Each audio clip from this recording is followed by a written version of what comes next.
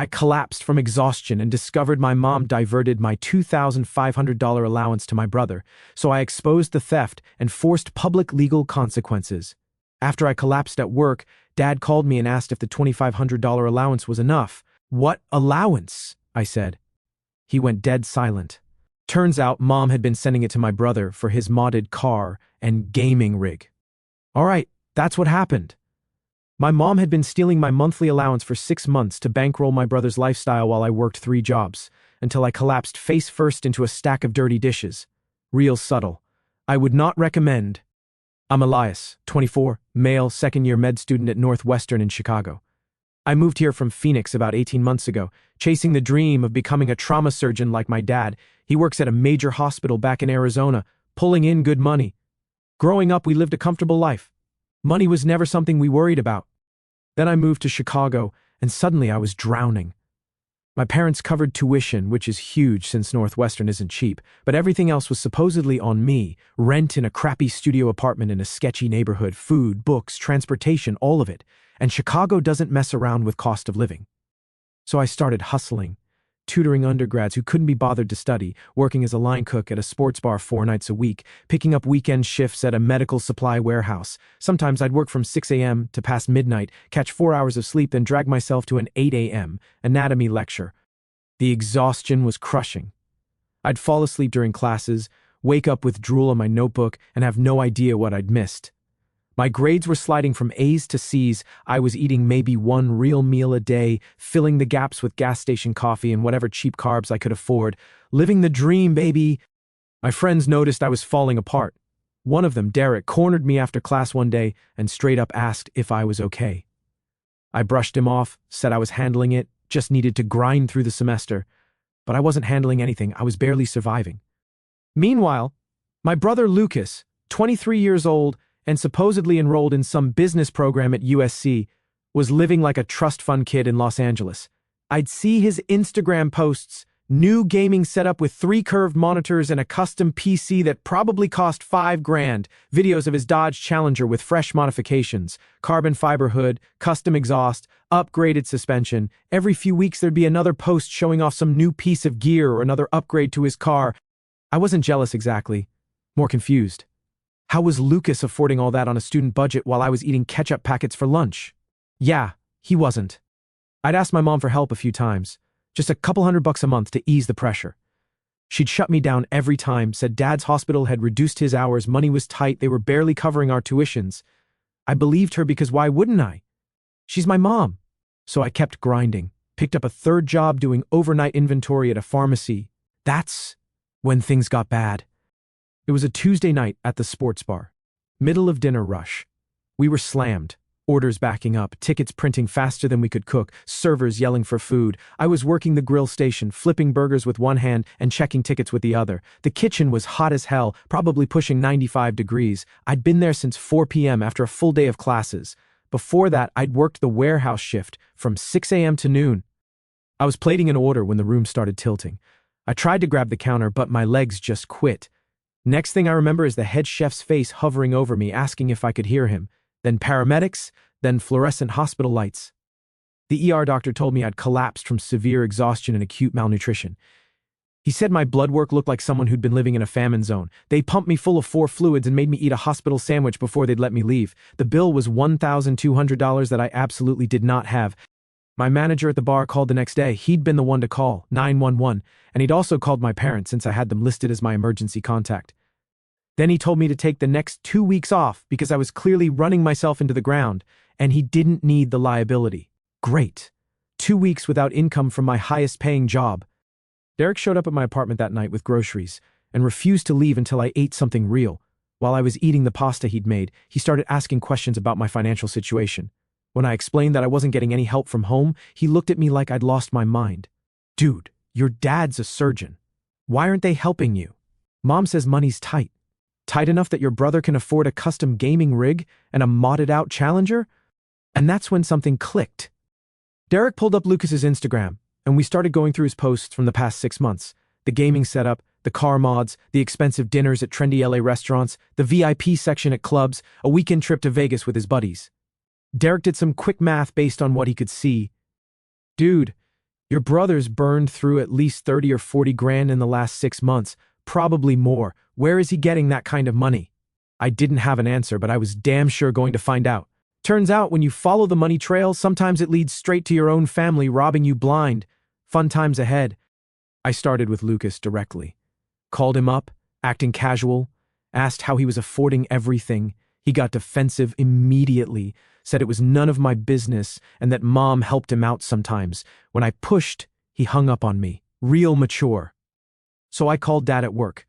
He was on rounds but called me back during his break, concerned because Mom had told him about my collapse. Are you doing okay, son? Your mother said you fainted at work. Yeah, I'm fine, just been working a lot. Son, why is the monthly $2,500 not enough? I froze. What are you talking about? Silence. Long enough that I thought the call had dropped. Elias, I've been transferring $2,500 into your account every month since you started school. Your monthly allowance. My stomach dropped. What allowance? Dad, I haven't received anything. Not a single deposit. What the heck do you mean you haven't been receiving it? More silence. Then his voice came back, different, cold. I need to go. Don't say anything to your mother yet. I'm flying up this weekend. He hung up, and I sat there in my crappy apartment doing the math. $2,500 a month for 18 months. That's $45,000. Money that was supposed to keep me fed and housed and focused on school. Money that had just disappeared. I spent the next 3 days digging. Checked my bank account history going back 2 years. Nothing. Not a single deposit from my parents except for random small amounts here and there that I'd asked for. Derek helped me create a detailed timeline of Lucas's purchases based on his social media. Gaming PC in March, first car mod in April, new exhaust system in May, custom wheels in June, full suspension upgrade in August, a $3,000 gaming chair in September. We screenshot everything, saved it all to Google Drive. Then Derek said something. If your dad's been sending money and you haven't gotten it, that means someone's been intercepting it. That's not just lying, man. That's fraud. That's like a felony. I'd been thinking of this as family drama, favoritism, bad parenting. But Derek was right. This was theft. That Friday, Dad flew into Chicago without telling Mom, showed up at my apartment at 8 p.m., looking like he'd aged 5 years since I'd last seen him. Show me everything, he said. If you've ever wanted to watch a surgeon methodically dissect a crime scene, let me tell you, it's exactly as intense as it sounds. Dad sat at my tiny kitchen table studying printouts like he was reading X-rays. Bank statements showing 0 deposits, screenshots of Lucas's Instagram posts with dates and estimated costs, the timeline Derek and I had built. Your mother handles all our household finances, Dad said quietly. I transfer my paycheck into our joint account and she manages everything from there. Bills, your tuitions, day-to-day expenses. I trusted her. I've been transferring your living allowance to an account I thought was yours. She set it up, gave me the account number, told me it was linked to your checking account. So where's the money actually going? We'll find out. Dad spent the night on my couch, and the next morning we went to his bank. He had them pull records for every transfer he'd made to my supposed account. There it was, in black and white. $2,500 every month for 18 months, plus an initial deposit of $5,000 when I'd first moved to Chicago. Total $50,000. 50 grand. My brother had burned through $50,000 of my money on a gaming chair and car parts. The account number didn't match mine, not even close. The banker confirmed the transfers had gone through successfully to the account number on file, but couldn't disclose who actually owned the account without proper legal paperwork, privacy laws or whatever. You'll need a court order, she said. If you suspect fraud, file a police report. We left the bank with printed records of every transfer. Dad called his lawyer from the parking lot. Then we spent the afternoon at the police station. He filed a detailed report, suspected financial fraud, unauthorized diversion of funds, possible identity theft. The detective said it was straightforward enough, and that they'd freeze the account while investigating. A week later, the court order came back. The account was jointly held by Diane Thornton and Lucas Thornton, both with full access. My mother and brother working together for 18 months. The frozen account had $11,247 in it. The rest, nearly $40,000, had already been spent on gaming equipment and making Lucas's Challenger look like it belonged to a Fast and Furious extra. Money well spent, clearly. Dad stood up fast. He pulled records for every account he shared with Mom: credit cards, savings, investment accounts, everything. He found more problems immediately: cash advances from their credit cards totaling another $15,000 over the past year, withdrawals from their savings that Dad hadn't authorized. "She's been siphoning funds from multiple sources," Dad said. "This wasn't just your living expenses. She's been stealing from our retirement accounts." We ordered food that night and kept working. Dad called a lawyer friend back in Phoenix, explained the situation. The lawyer was blunt. What Mom had done was financial fraud, identity theft, and potentially elder abuse since she'd forged Dad's signature on several withdrawal forms. "I want her to know that options are on the table," Dad said. Sunday morning, Dad called Mom and told her we were both flying home to Phoenix that afternoon for a family meeting. She tried to protest. Dad cut her off. "This isn't optional, Diane. We'll be there by 6 p.m. Have Lucas there too. Nothing says quality family time like an ambush with legal documents and a side of existential dread." We landed in Phoenix at 5:30 p.m. Lucas's Challenger was in the driveway. Mom opened the door looking nervous. "Michael Elias, this is unexpected. Where's Lucas?" Dad's voice was flat. "In his room." "Michael, what's this about? Get him. Living room, now." She hurried upstairs and came back with Lucas, who looked annoyed at being interrupted. He had the audacity to be wearing a $200 gaming headset around his neck. We sat. Dad opened his folder and pulled out bank statements. "Diane, do you know what account number this is?" Mom glanced at the paper and something flickered across her face. I'm not sure." "It's the account you told me was Elias's living expense account." Dad's voice was calm, precise. "Except it's not Elias's account, is it? It's a joint account held by you and Lucas. Would you like to explain why Elias's living expenses have been going into Lucas's account instead?" Lucas shifted in his seat. Dad continued.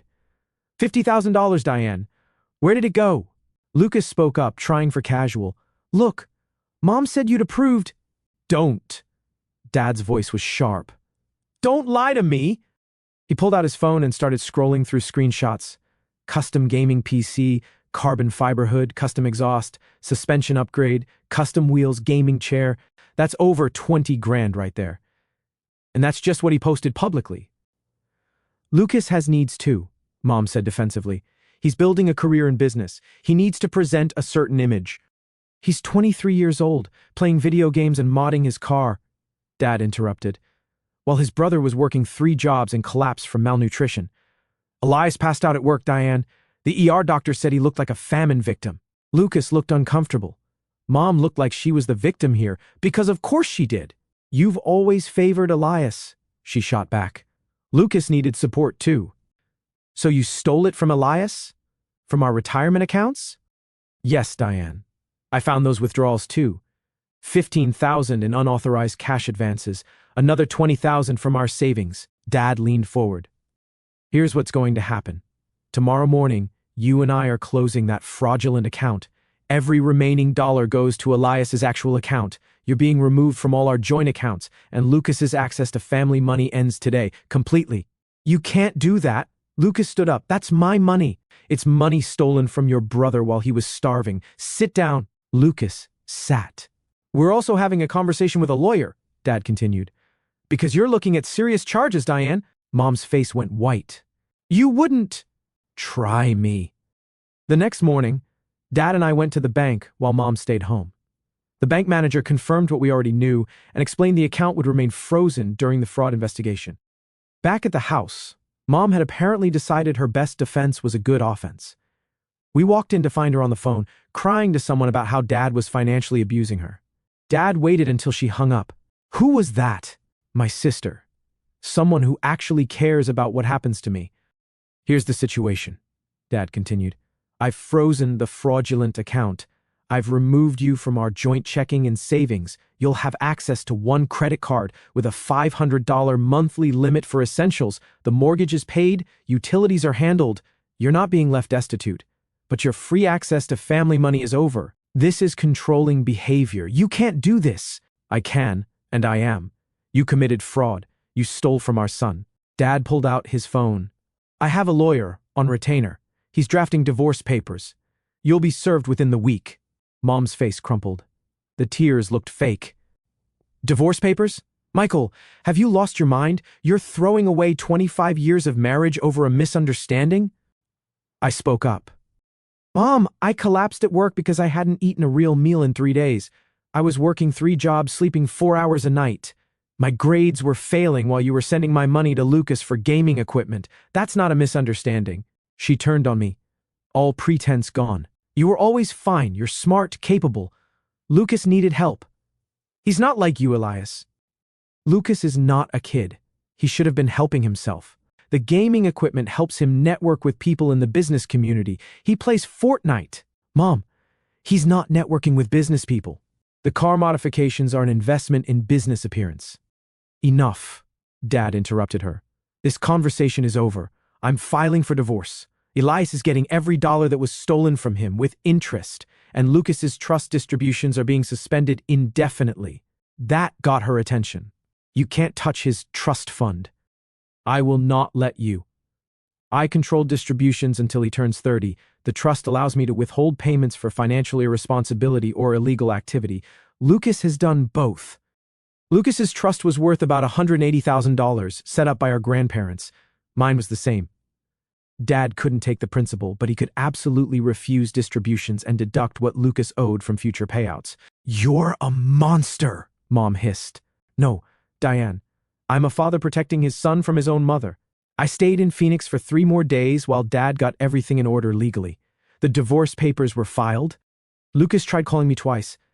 I let it go to voicemail both times. The first message was angry, saying I was ruining his life by telling Dad lies. The second one was whiny, asking me to fix this because his credit cards weren't working. I flew back to Chicago with $11,247 in my bank account and a promise from Dad that he'd send my living expenses directly from now on. Plus, he'd paid my rent 3 months in advance and dropped $2,000 in my account as an apology. For the first time in months, I could breathe. I quit the warehouse job and cut back my bar shifts to just 2 nights a week, kept the tutoring because I actually enjoyed it. Suddenly I had time to study, to sleep, to eat real food.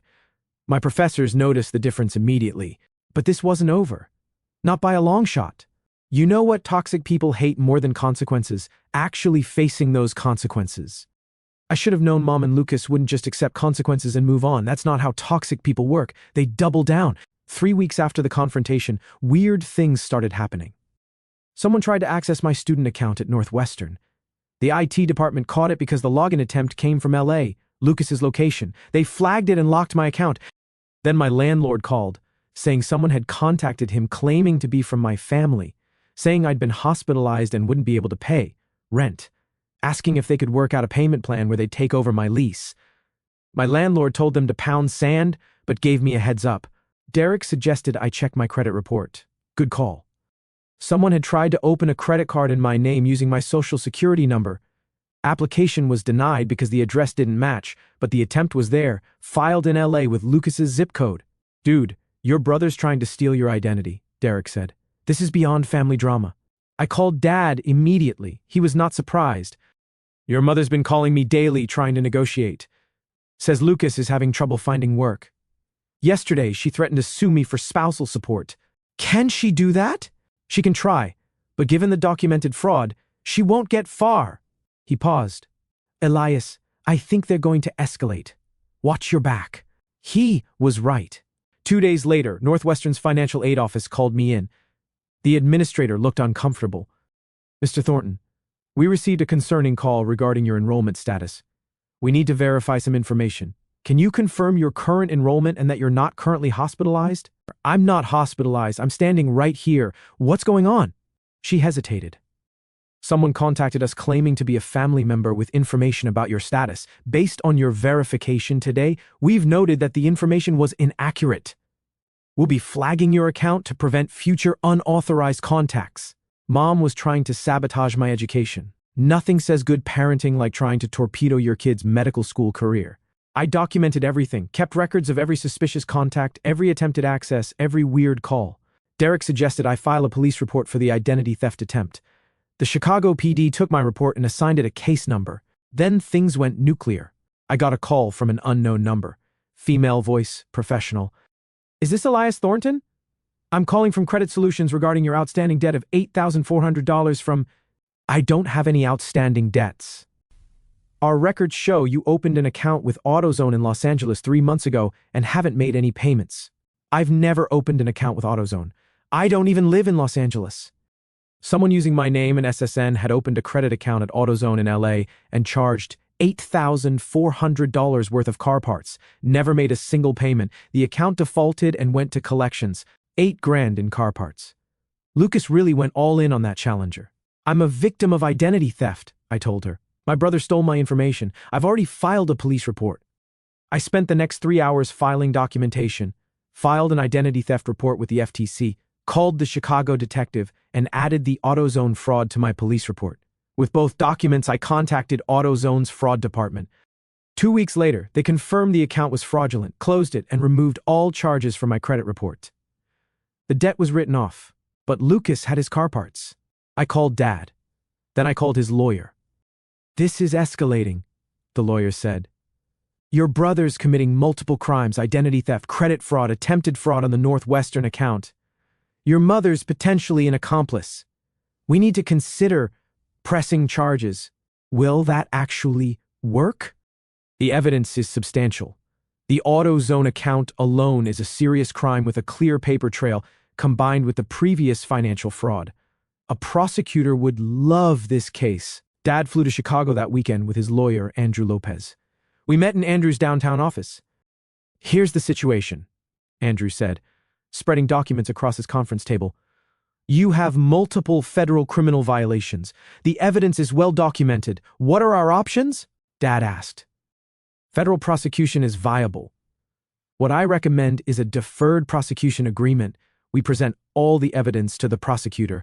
They agree the case is solid, but instead of filing charges immediately, they hold them over the defendants' heads. We set up conditions, paying back all the money, no contact orders, counseling. If they comply, the charges stay pending, but unfiled. If they violate even once, the prosecutor files immediately. Is that enforceable? I asked. Absolutely. Prosecutors use these all the time for fraud cases. It clears their caseload. Victims get made whole and they keep the hammer hanging. Your mother and brother would have to sign and the prosecutor approves it. Any violation means charges get filed and they proceed to trial. Dad nodded. That gives us leverage. Exactly. Time to turn those family photos into evidence exhibits. Thanksgiving is going to be weird this year. Andrew didn't mess around. Within a week, he'd compiled everything needed to show prosecutors this was solid. The complaint listed 4 main charges: identity theft for using my information, wire fraud for the electronic transfer scheme, credit card fraud for the AutoZone account, and conspiracy. Andrew explained. If prosecuted and convicted, Lucas is looking at potentially 2 to 5 years on the identity theft alone. Your mother would likely face lighter sentencing as an accomplice, maybe probation or up to 2 years. But we're not going for prosecution, we're going for compliance. He pulled out the draft agreement, 20 pages long, single-spaced, dense legal language. I've already reached out to the U.S. Attorney's Office with an overview. They're interested. We present the full criminal complaint with all evidence. The prosecutor reviews and agrees prosecution would work. Then, instead of filing, they approve an agreement with specific conditions. Andrew laid out the terms. Full repayment of $78,600, covering stolen living expenses, the AutoZone fraud, unauthorized credit card advances, plus legal fees and interest.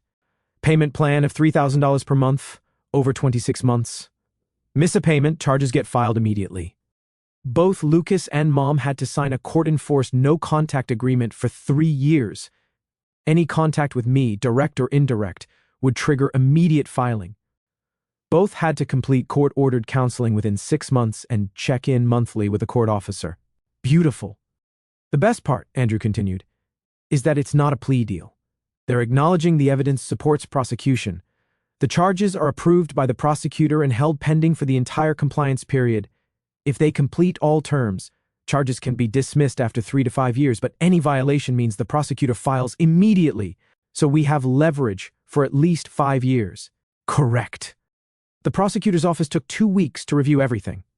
They approved the agreement. The assistant prosecutor told Andrew it was a solid case. Andrew sent the package to Mom's divorce attorney with a 72-hour deadline: sign or the charges get filed. Lucas called me that night. I didn't answer, but he left a voicemail, voice shaking. Elias, come on, man. You're going too far. You really going to send me to prison? I'm your brother. Yeah, I messed up, but this is insane. Just call me back, please. I saved the voicemail and sent it to Andrew. Evidence of contact attempt. Mom tried too, through Dad. Called him crying. Dad shut her down. Lucas is not a kid and you're 49, Diane. You knew exactly what you were doing. Sign the agreement or face charges. Those are your options. The deadline came and went. No signature. Andrew filed the criminal complaint the next morning. Within hours, Mom's lawyer called begging for an extension. Your clients had 72 hours, Andrew said flatly. They chose not to sign. The complaint is filed. They'll sign. They'll sign today. I can inform the prosecutor that the victims are willing to accept the agreement instead of prosecution. The prosecutor still has to approve it. Mom and Lucas signed that afternoon. The prosecutor approved it with one modification. Counseling had to be completed within 6 months, not 1 year. Both had to check in monthly with a court-appointed officer. Lucas's trust fund, which Dad controlled, was liquidated to make the first $20,000 payment immediately. The rest would come from Mom's share of the divorce settlement and Lucas's income, which meant Lucas actually had to get a job. It was comprehensive and binding for 5 years minimum. It was perfect. Dad and I celebrated that night at a steakhouse in downtown Chicago. You know, they're going to resent you for years, Dad said. I can live with that. How are your classes? Better, way better. Made Dean's List this semester. I'm proud of you, son. We clinked glasses, but I wasn't done yet. Not quite. Turns out there's standing up for yourself, and then there's salting the earth where they stood. Guess which one I picked? The payment agreement was great, but it was just money. What I wanted was consequences, real, lasting social consequences. Derek and I were having lunch between classes when I mentioned this. He got this look on his face. What if we go public? Public? How? Social media. Your brother plastered his lifestyle all over Instagram while spending your money. Turn it around on him. I'd thought about it. It felt nuclear. That's pretty scorched earth. So is stealing 50 grand from your brother while he's collapsing from malnutrition. So is committing identity theft. Dude, they went scorched earth first. You're just returning fire. He had a point. I spent a week writing a detailed post, kept it factual, showed screenshots of Lucas's purchases next to photos of the legal documents, blurred out sensitive info but showing enough to prove it was real, explained exactly what had happened. I ended it with, this isn't about revenge. It's about accountability. Actions have consequences. Posted it on my Instagram, maybe had like 400 followers, tagged Lucas. Andrew confirmed this type of factual post about public legal proceedings was protected speech. Within an hour, it had 200 likes and dozens of comments. Someone sent it to a community about family drama, and it blew up there too. Lucas's friends started commenting on his posts. Bro, you stole from your brother? Wait, that car was bought with stolen money? Lucas's Instagram went private, then disappeared entirely. Watching the internet do its thing was better than any revenge I could have planned myself. Mom's Facebook got hit too. Someone found her page and started sharing my post. Her friends from the country club started asking questions. The comments were mostly deleted, but people screenshot them. Mom called Dad furious. Tell Elias to take down that post. He's humiliating us. Nah, he's telling the truth. The legal documents are public record. If you're humiliated, maybe you shouldn't have committed fraud. She tried to report my post as harassment. Instagram reviewed it and left it up because everything was factual. The social fallout was better than I could have hoped. Lucas's follower count dropped from like 1,200 to 300 before he deleted everything. Mom got dropped from her book club. One of the women actually called Dad to tell him they'd voted they didn't want someone who'd steal from her own child in their group. But the best part, Lucas had to sell his car. The payments were killing him. He'd gotten a job doing sales at a tech startup making maybe $45,000 a year. After taxes and living expenses, he couldn't afford the Challenger's insurance, maintenance, and still make his portion of the payments. He'd put $40,000 plus into that car between the original purchase and mods. Sold it for $28,000. Derek found the listing, and we had a good laugh. Lucas trying to make the car look good in some mall parking lot, describing all the premium upgrades that actually made it less valuable to normal buyers. All those modifications he bought with my stolen money. Depreciation central. Meanwhile, I was thriving. With money no longer an issue, I joined a research lab at Northwestern, working on trauma surgery techniques. Got myself a better apartment, actually had a bedroom separate from the living space, started going out with friends, having a social life. Felt like I could finally breathe. Made friends with one of my professors, Dr. Sarah, who'd noticed my grades improving. She offered me a position in her research team studying emergency response protocols. Paid position, flexible hours, great for my resume. I accepted immediately. 6 months after the agreement was signed, I was doing better than ever. Dean's List 2 semesters in a row, published name on a research paper, money in savings, social life, actual sleep schedule. Lucas, according to Dad's reports, was miserable, working a job he hated, most of his paycheck going to payments, no car, no social life, living with roommates in a crappy LA apartment, actually had to take public transit. The court officer confirmed they were both attending mandatory counseling. 2 years after the collapse that started everything, my life looks nothing like it did before. 3rd year of med school now, top 10% of my class working in Dr. Sarah's research lab, published 2 papers, with another one submitted, already getting recruitment interest from hospitals for residency positions. Dad's doing great too. Divorce finalized. Mom got way less than she expected after the court factored in her fraud. She's living in a small condo, still working at a real estate office, still making payments, has like 4 months left on her payment plan. Lucas's situation is less clear because Dad doesn't talk about him much, and I obviously can't contact him. Last I heard, he'd moved back to Phoenix after losing his LA job, was working retail, still making payments, still in counseling, still under the agreement. He tried to reach out through Dad once, asking if we could put this behind us. I said no through Andrew. The no contact provision stands for the full 3-year term. The post I made is still up on my Instagram. Every few months, someone new finds it and shares it. Got like 3,000 likes now. Among our circle, Lucas's name is permanently attached to the guy who stole from his brother. Mom's reputation in Scottsdale never recovered. Sometimes I wonder if I went too far.